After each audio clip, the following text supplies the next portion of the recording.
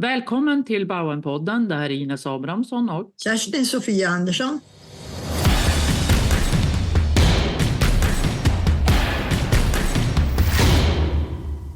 idag ska vi prata om separationer. Det har vi gjort förut, men vi har fått lite input ifrån en av våra lyssnare som så säger att nu lyssnar jag på podden, men jag har svårt att förstå kopplingen till teorin. Så den här gången ska vi vara lite mer teoretiska också, men fokus blir separationer. Ja, hur ska vi börja, Kerstin? Du kan väl börja med att säga vad den här teorin är för dig.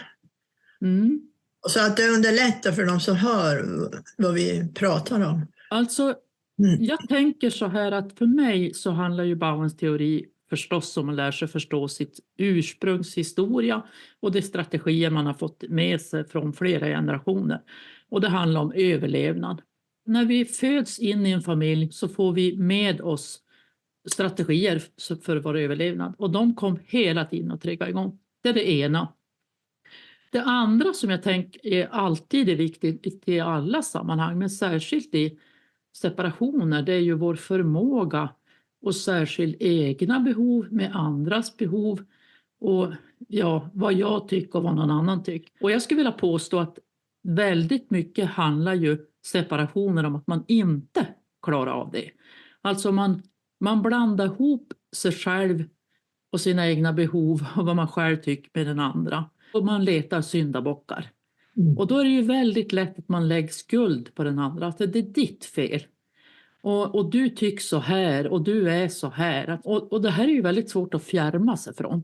Som jag tänker är viktigt. Alltså att man förstår det här med differentiering. För du kan inte lösa problem heller när du börjar på gå igång emotionellt. Du har inte tillgång överhuvudtaget till förstånd och fakta. I hög grad styrs vi av instinkter och emotioner. Det är väl en del i det här med. Sen har jag också tänkt en annan sak. När det gäller separationer så det är ju också det här tvåsamhet är ju en olika hur man hanterar. Jag menar vissa går ur en separation eller på något vis och då är man jättesnabbt in i en ny relation. Andra har samma strategi men tvärtom, alltså de går inte in i något nytt överhuvudtaget. Och det här är ju rädslobaserat väldigt mycket. Sen kan det ju bli jättebra, det är ju inte det jag menar. Men att vi är mer reaktiva än vad vi är tänkande. Just det här som du säger, att hur vi hanterar sådana saker kan verkligen vara helt olika. Ja. Jag vet att när jag har jobbat med anledning så har det hänt att vi har suttit i en grupp då, kanske 10-12 personer. Och så var det en som sa, men nu sa du ju precis motsatsen till mig mot vad du sa åt den här andra.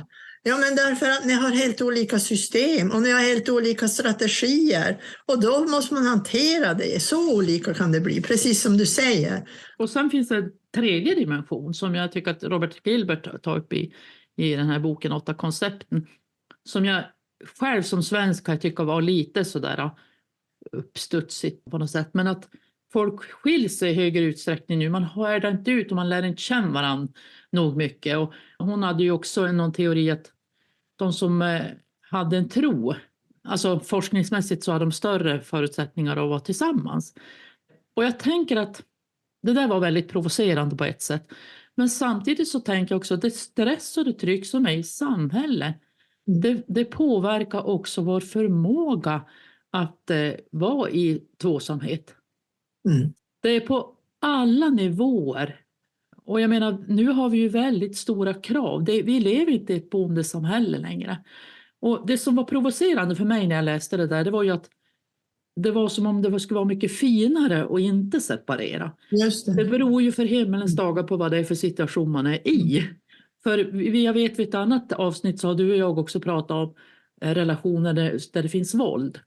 Och om det är någonstans det är svårt att ta sig ur, det är ju i de relationerna.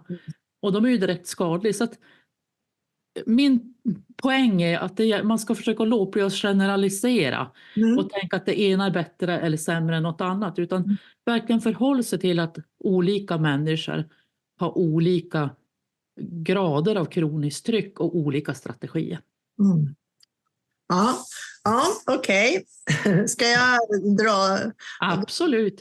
Ja, då går jag tillbaks kring det här med den teoretiska bakgrunden som vi har med oss när vi pratar här i podden.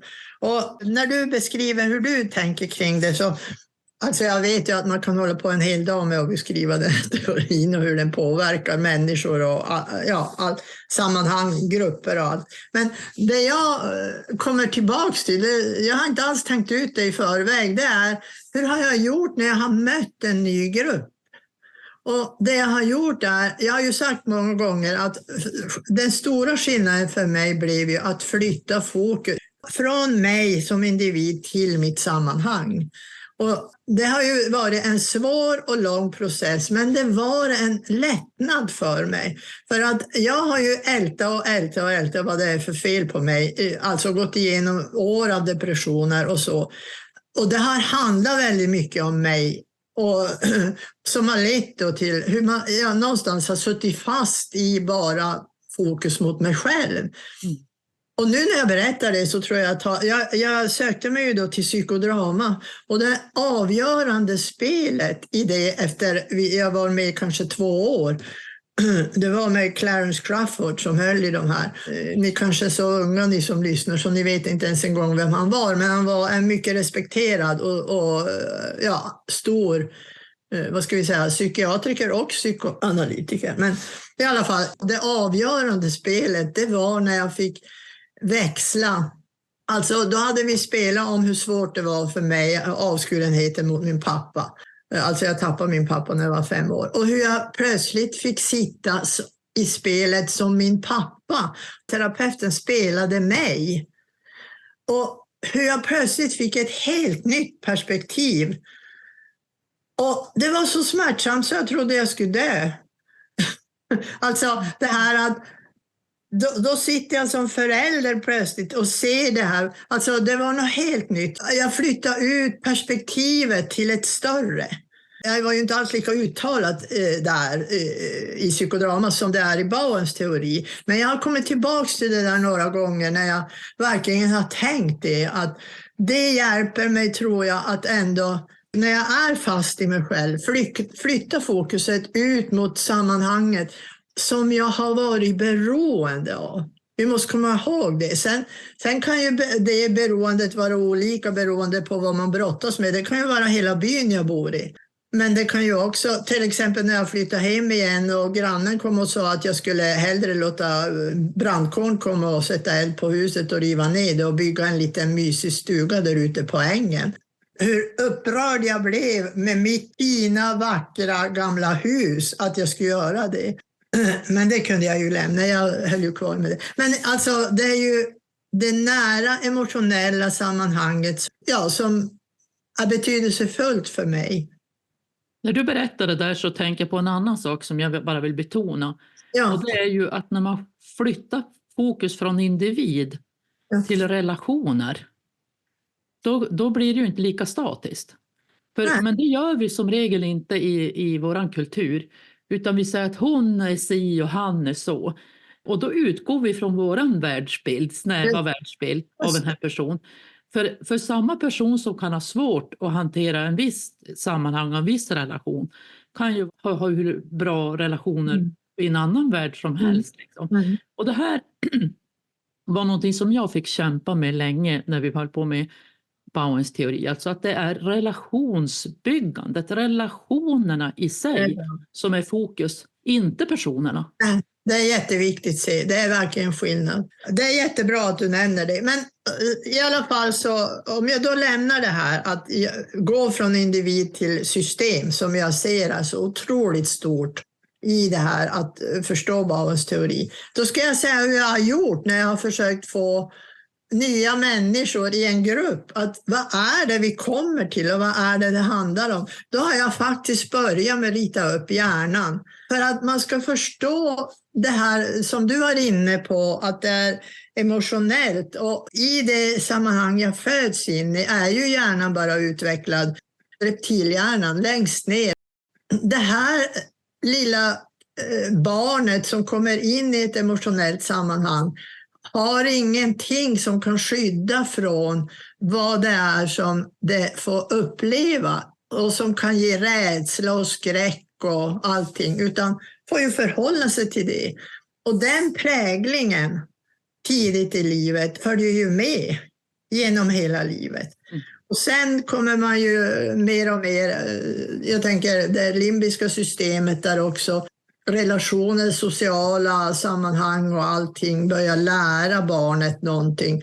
Och så småningom utvecklas hjärnan med det intellektuella systemet. Men hjärnan anses ju inte vara färdigutvecklad förrän vi är 25 års ålder. Och då är det ju mycket mera, senare under tonåren och uppåt, är det ju mera finlir om jag så säger. Det är ju mera normer och koder och moraliska principer och alla sådana saker som barnet då ska ta in i sin process att utvecklas till en vuxen människa, självständig. Och vad har man varit då i för sammanhang? Det är ju det här som jag kopplar så starkt, det här med kopplingen till hjärnan och förmågan en individ har att kanske... Ja, vi är ju det vi har varit i. Alltså. Vi är ju verkligen färgade av vårt emotionella sammanhang. Och då är det ju det närmaste. Men sen är det ju att det närmaste sammanhanget, mamman och pappan, är ju också formad i sitt närmaste sammanhang. Så där kommer ju generationsperspektivet in. Åtminstone 3 generationer vill man ju att man ska ta reda på ordentligt. Vad är det som har hänt som har format mormor och morfar och farmor och farfar. Och så vad är det som har format mamma och pappa? Och vad är det som har format med de förutsättningar de då har att ta emot ett barn? Vad är det som då formar mig? Jag har fått komma tillbaka till det där så många gånger när man inte förstår. Varför gör jag så här?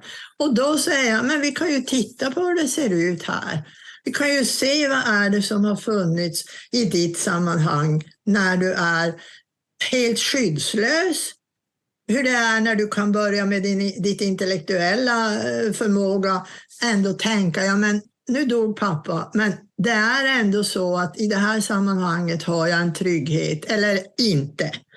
Hur påverkar det mig? Och så vidare genom de år som är när hjärnan stabiliseras, växer, formas. Och jag ser en så stark koppling till det från hjärnan och förmåga att vara ett eget själv. Alltså differentierad, som vi säger, differentiering av självet till den teori som Bowen formar. Mm.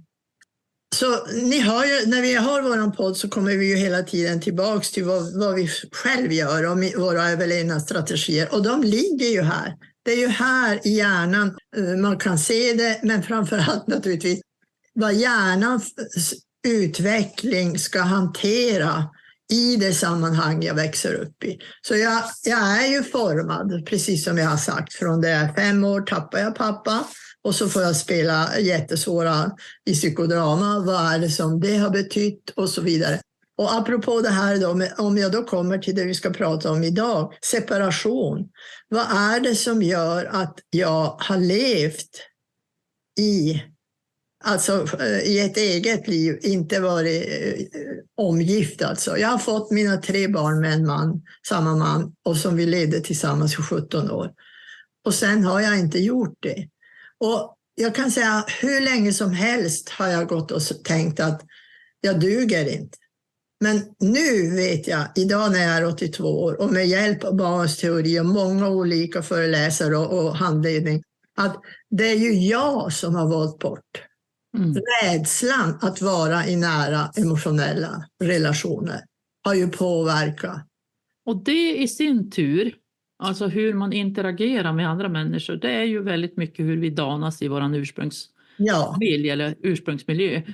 Jag menar, om man har fått ge bort en del av sig själv för att få bli bekräftad av sin mamma eller pappa eller vad det, i vilket sammanhang det är, så är det ju också en rädsla för att tappa bort sig själv. Alltså att man är dålig på sätt gränser, sådana här viktiga gränser för ens välmående. Ja, verkligen. Det är exakt det handlar om. Så när jag har kommit närmare någon som, så här, i en relation, då har jag tappar förmågan att sätta gränserna. Mm. Och det har skrämt mig. Ja, där vill man inte hamna igen. Nej. Jag tycker att fear, det engelska uttrycket är för mig starkare än att jag har blivit skrämd. Ja. Det är en fara i det verkligen. Mm. Ja, det är rädslobaserat. Ja. Mm. Och jag tänker att det är andra förhållanden är ju också. Att du har existerat och känt att du har haft ett existensberättigande genom att du har haft någon annans kärlek. Alltså bekräftelse. Då är du ju helt tom om du inte har en relation. Ja, just det. Så att det är ju verkligen på två sätt det här. Om man har behövt ett annat själv för att känna sig hel, eller om man har gett bort ett annat själv för att få bekräftelse och känna sig hel. Och det här är ju samma oavsett i vilket sammanhang. Men just nu pratar vi om separationer. Men det gäller ju på arbetsplatser och överhuvudtaget vad du tar det för. Ja, just det. Sen kan man ju också säga att den nivå du har av differentiering, i den utsträckning du kan skilja på fakta, känslor, omständigheter och så, det kommer att avgöra hur du kan hantera en separation. Mm. Alltså är du emotionellt slurpad helt och hållet med vad du känner och så kommer du inte att kunna hantera din egen roll. Nej. Utan då kommer du hela tiden att jaga syndabockar och hitta förklaringsmodeller som bekräftar dig själv. Mm. Och det löser man ju inget problem med. Nej. Och jag menar, början, det är ju att man ändå har ingått i någon slags närmare relation. Och klarar man av det eller klarar man inte av det? Det är ju, jag tänker till och med när det gäller att skaffa en ny hund så har jag med mig det där. Att jag också tänker, oj, ja, jag har ju haft hundar, men nu har jag ingen hund. För nu vet jag inte om jag klarar av både att sköta om den naturligtvis, men också det här som det innebär att man inte längre har. Måste ta bort den. Jo. Det är ju varje gång jag har skaffat en hund har jag tänkt att det här är den sista. Ja, om man nu tänker sig att vi ska ha en kund i handledning som är väldigt deprimerad och fast i en separation. Förstår inte varför det blev så här och kom inte vidare. Vad skulle du säga? Jag skulle säga så här. Försök flytta fokuset. Först och främst från dig själv. Och även från det här. Utan mera börja ställa frågor. Var i kontakt om det går. Det går ju inte alltid. Men om man klarar av det. Fråga bakgrunden, inte anklag, inte hur kunde du vara så grym eller vad var det som inte dög eller har jag gjort något fel, inget sådana, utan fråga frågor om bakgrunden. För oftast ger det nästan omgående ger det en annan förståelse för den här personens beteende. Och faktiskt också börja fundera själv om man inte har gjort det tidigare. Vad är det här påminner om? Kan jag se att det finns liknande, att jag har gått igenom liknande perioder i mitt liv? Och vad kommer det sig ur? När börjar det? Tidigt i livet. Jag brukar ju säga, ge mig ett exempel före 7 års ålder.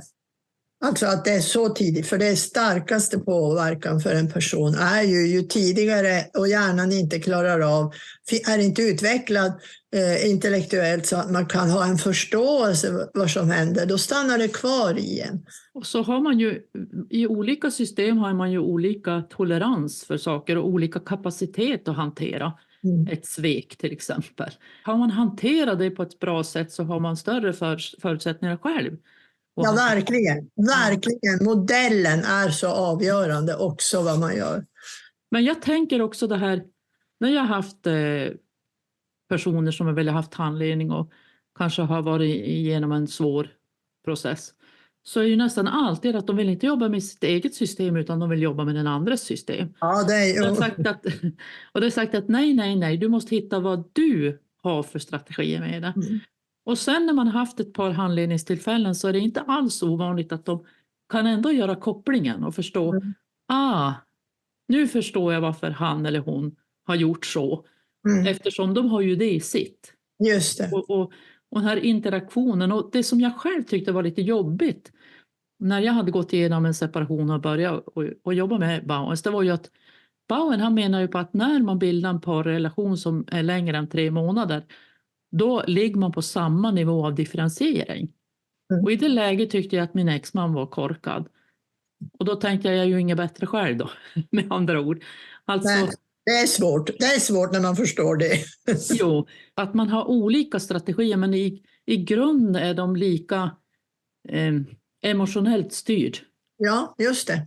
Och det här att orka lyfta sig själv i håret och tänka att hur får jag perspektiv på det här?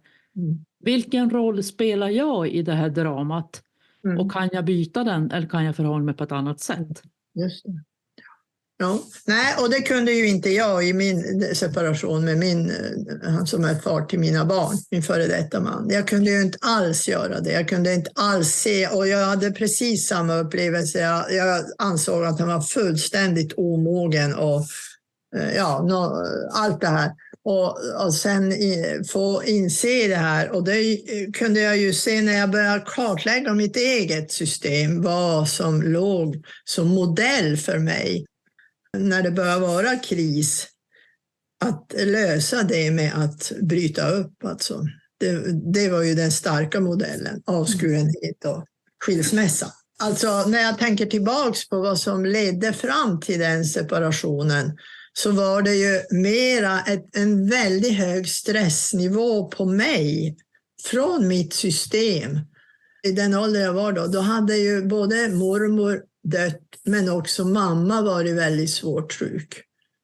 Och jag var då helt upptagen av, jag tänkte inte alls på dem. Men när jag har kartlagt det så ser jag ju hur jag har blandat ihop. Och de händelser och det som vi hade konflikter kring var ju bagateller. Men i den höga stressnivån som jag befann mig i då blev det ju jättestora, svåra saker som jag absolut inte kunde hantera. Och jag tänker att det är ju i faser av förändring ofta som separationer uppstår. Just det. Alltså det kan vara anhöriga som dör, det kan vara sjukdomar, det kan vara studier. Det som inte är standard uppstår på något sätt, så är det ju ganska vanligt. Och då säger man att vi växte från varandra och det är olika sätt att beskriva det där. Men som regel, om man benar lite grann under det, så är det ju också ökad stress och press. Ja, för det mesta är det ju det. Och alltså den som jag drev ju igenom skilsmässan, att det var ju verkligen i mitt system. Jag har inte så koll på min före detta mans system, men så mycket förstår jag ju att det som hände i mitt system var så avgörande för hur hög stressnivå jag hade. Och som hade börjat visa sig i mina depressioner och så. Alltså. Och så tänker jag också de här förebilderna. Hur har man hanterat det här? Den som hade hanterat en separation i mitt system närmast, det var ju min mamma som separerade från min pappa när jag var 14 år. Och hur gjorde hon? Ja, hon var ju ett offer, så hon tog ju martyrrollen. Hon tog handväskan och satte sig på bussen. Och fick ju egentligen ingen rättmätig utdelning materiellt av vad hon skulle ha. För hon ville undvika bråk.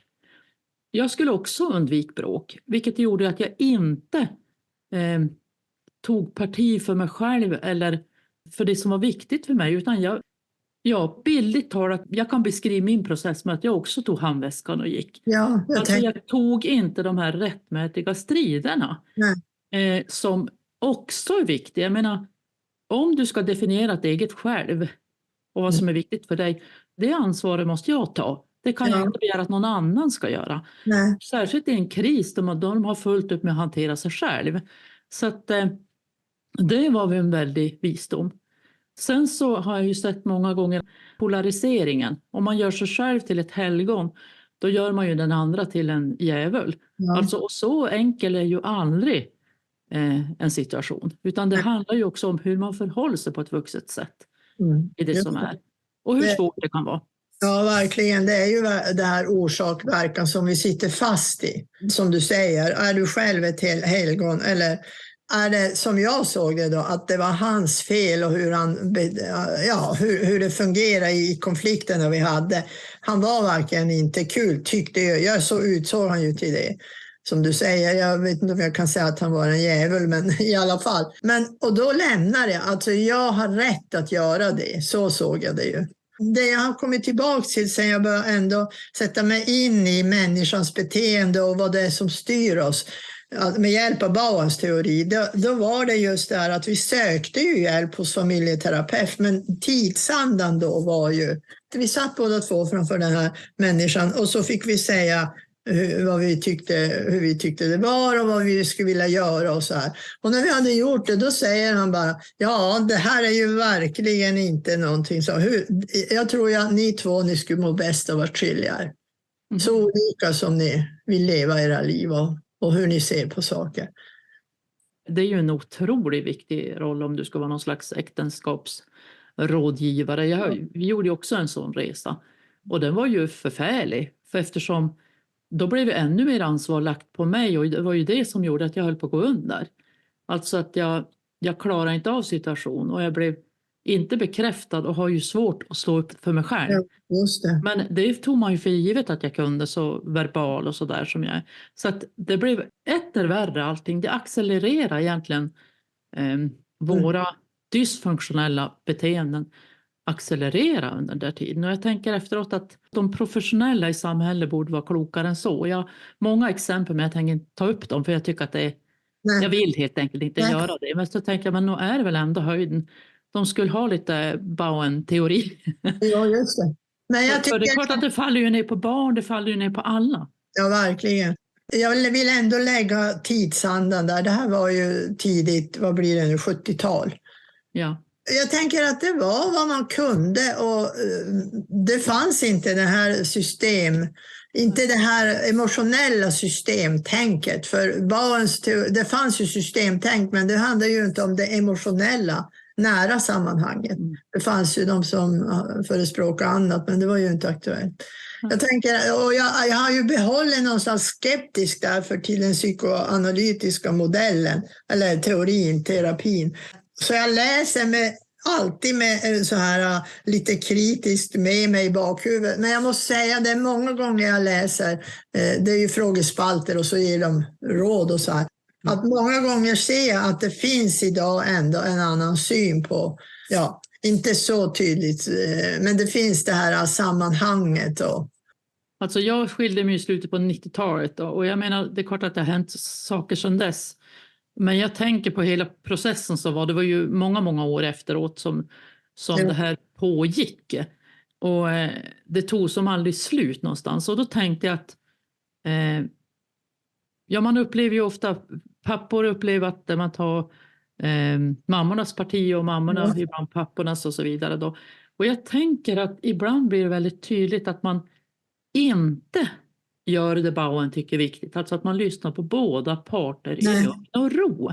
Ja, just det. För det är ju ett enda sätt att kunna hantera en situation. Men det har ju inte de tid med, utan de tar den som skrik högst eller mest bombastisk. Ja, men jag tänker, det är ju, nu har jag ju inte behövt sitta i sådana sammanhang sedan den tiden, så jag vet ju inte hur jag skulle bli bemött, men det jag tänker och som han är inne på, det är ju just det här att terapeuten är ju en del av triangeln.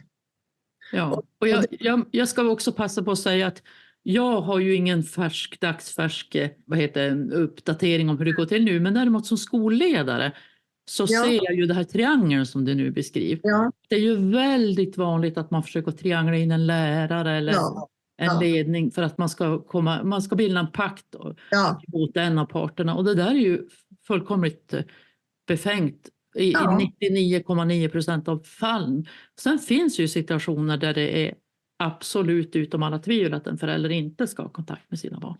Ja, men jag tänker i alla fall, oavsett om det är i skola eller vad det är för något, jag tänker den här processen vi hade. Även där handlar det ju så mycket om den terapeut man möter. Hur respekterad, hur differentierad är den? För jag anser ju att den personen som gav oss det rådet var ju i hög grad inte mogen att ha det uppdraget. Någonstans förstod ju inte den terapeuten vad vi var i för situation. Vad ville vi höra? Jag ville ju höra det där. alltså min före detta man ville absolut inte höra det där. Så han ville ju aldrig mer gå dit. Nej, förstås. Nej, utan, då har man ju missat det fundamentala. Ja, jag menar det. Och då, tänk vilket ansvar det ligger om man tar på sig att ge så tydliga råd till någon i en så svår situation. Då har man inte alls sett dem som sitter framför en, tänker jag. Men sen tänker jag också det är så himla bra att det finns något som kallas för professionshandledning nu för tiden. Ja. Jag menar, du får ju vara den mest briljanta terapeut. Om du själv precis håller på att gå igenom en separation och så kommer personer som du ska hantera som håller på att gå igenom en separation. Det är klart att du blandar ihop din egen situation med deras. Det är säkert som amen i kyrkan. Men om man då får hjälp att hantera sitt eget så kommer det ske i lägre utsträckning. Ibland så tänker man när man ser amerikanska filmer och så, alla går i terapi och det ena och det andra.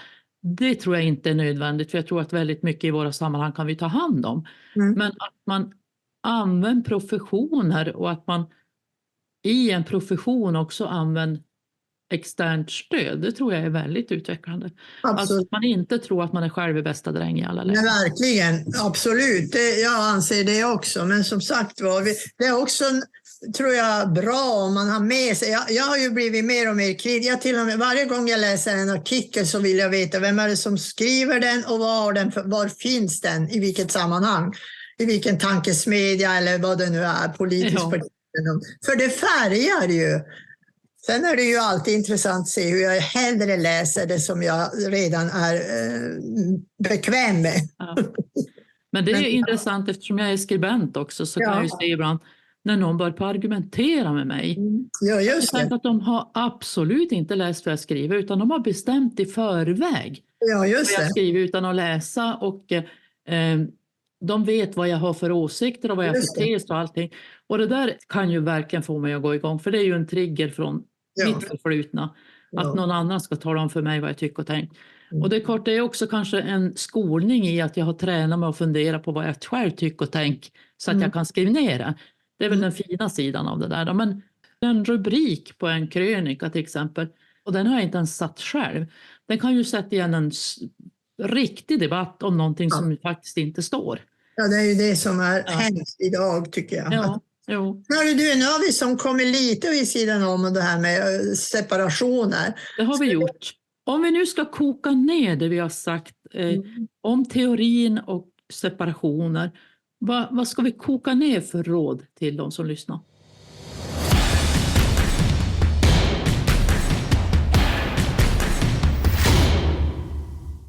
Ska jag börja då? Ja, men det jag var inne på det här, vad jag ville med när jag beskriver hjärnan och hur vi utvecklas det här som människor, det är för att det har varit så många gånger människor har inte förstått varför han utgår ifrån det nära emotionella sammanhanget. Och det jag har velat göra när jag börjar på det sättet som jag beskriver, det är att det är från födelsen och det är ihopkopplat med biologin. Barn är ju väldigt noga med det när han börjar utforma den här teorin som vi nu lutar oss mot. Så därför vill jag verkligen uppmana att om man har svårt att hänga med i det vi pratar om, att gå tillbaks till ditt eget nära emotionella, det du har varit beroende av. Min handledare under mina 4 år i utbildning var ju väldigt noga med att jag skulle verifiera med fakta när jag tog upp saker. Så när jag beskrev att min mamma hade varit sjuk så länge, då ville hon att jag skulle ta ut journalerna. Det var inte lätt, men till slut fick jag tag på dem. Jag hävdade att jag höll på med forskning, så till slut fick jag ut alla. Hon hade varit på 2 olika sjukhus, så det var inte helt lätt. Det är svårt att läsa journaler för en utomstående. Jag kan ju inte det här språket, men jag kunde med hjälp av läkare som jag var bekant med, kunde jag ändå se hur varje gång min mamma hade varit i svårare, alltså kritiska situationer, hur jag också hade varit det då kunde jag börja se hur mina depressioner, hur jag mådde helt enkelt. Och särskilt den längsta perioden där från det jag var i 30-årsåldern och fram till 36 år när jag drev igenom skilsmässa. För att vara tydlig här, då menar du när din mamma var i 30-årsåldern och hade en svår kris, så upprepar du den när du är i 30-årsåldern. Ja, alltså det ökar ju trycket i mitt sammanhang, emotionella sammanhang. Och jag hade ju så mycket fokus på henne. Och då utvecklade jag också de här sidorna, det som jag brottades med. Och det är ju självklart. Jag menar oron och alltihop. Och hur är jag kapabel att ta hand om det? Vad är jag med mig som gör att jag kan förhålla mig till fakta? Att det här är min mamma, nu ska inte jag gå in i det där. Det hade jag inte. Det har jag i alla fall använt i handledning när man inte kan förstå varför man ska jobba med emotionella system. Det är att ta reda på fakta, verkligen, från tidigt i livet. Vilka mönster finns i systemet? Jag tänker att om jag ska ge några råd så är det fatta att alla kommer att pakta. Man kommer att söka pakter. För det är ju väldigt vanligt, man säger så här att nu kan vi helt plötsligt inte umgås. För jag tyckte vi var vänner och nu så är det bara hans vänner eller hennes vänner och bara de är tillsammans. Och så kommer det vara. Alltså det kommer att bli pakter. Men skapa inte en hel massa själv. För det blir bara, man målar in sig själv i ett hörn så småningom. Det där är lätt sagt och svårt gjort. Men jag bara säger, när du säger det där, skapa inte själv. För det är ju att vi har ju våra givna roller. Om vi fastnar i de rollerna, då målar vi oss i ett hörn. Verkligen. Och jag tänker att det var väldigt tydligt i våran separation. Hur inmålad i ett hörn vi blev då. Och det var ju inte alls bra. Så att det är väl mitt heta tips. Och sen inse också att du kommer att repetera din mammas eller din pappas eller farmors eller mormors eller farfars eller morfars sätt på ett eller annat sätt. Alltså den strategi som de har med det. Och ju mer man blir medveten om det, desto fortare inom citationstecken kan man ändå förstå det och kanske också göra någonting åt det. Ja, och vad jag har upplevt när jag kan lyfta blicken när det har varit någonting svårt, det är ju att jag själv blir lugnare. Och det hjälper ju hela situationen. Ja, det är hela förutsättningen för att man ska kunna tänka ut en smart tanke. Ja. Det är ju att man inte hela hjärnan har svämmat över av känslor. Nej, just det. Och det är med hjälp. Jag har ju min familjekarta. Jag kan gå upp och se, men nu påminner det här om det här. Men då har jag ju verkligen jobbat med att ta reda på överliggande generationer och vad som har hänt. Och det har vi pratat om i andra avsnitt också, om hur det blir historiska sammanblandningar och hur starkt det kan vara. Och man vet inte om det. Nej. Och allt detta avspeglas då även när det handlar om separationer. Särskilt höll jag på att säga, för det är ju en kris i sig. Ingen går ju in i en relation för att sen separera, utan det är ju ett misslyckande. Och tror man då att man är en dålig människa och kanske i kraft av det ska du bevisa att det inte är det, utan det är den andra som är dålig och vad det nu är för någonting. Det kommer att trigga igång. Så att, det gäller väl att göra det så klokt som möjligt och prata med dem som du har ovanför dig. Alltså avlasta ditt själv och ditt med. Jag vet att du gav mig råd en gång att jag skulle prata med mamma. Och jag tyckte det var så förfärligt, för ska hon bära det här också? Och då skojar du så att hon ska ju ändå dö. Så att, och så är det ju förstås, att man för sin ångest uppåt, inte ner. Vad bra att du tar upp det, det har vi inte pratat om, men det är så skönt. Din mamma hade redan förstått att du hade det jättejobbigt. Och när du kommer och berättar för henne någonting, då lugnar hon ner sig. För det kan aldrig vara så hemskt som fantasin hon har haft omkring det. Och sen också, jag vet att vi pratade om det där, att det var någon som sa att men hon är ju lite dement. Och det spelar egentligen ingen roll. Och det har jag tänkt på nu när jag pratar med det nära och kära runt. Att det handlar ju om att på ett respektfullt sätt berätta hur läget är.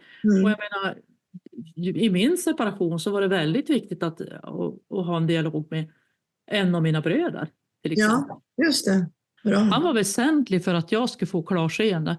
Han vågade bli förbannad på mig och säga, nu får du skärpa till det och liksom sätta att, ja men gör så här då. Och då, det var liksom en blixt ifrån klar himmel att man kunde ha ett banklån eller vad det var för någonting nu som man. Ja, det är ovärderligt. Och göra det också, kunna göra det. Jag har ju sån stark fallenhet att distansera mig och då tar man inte råd av de nära.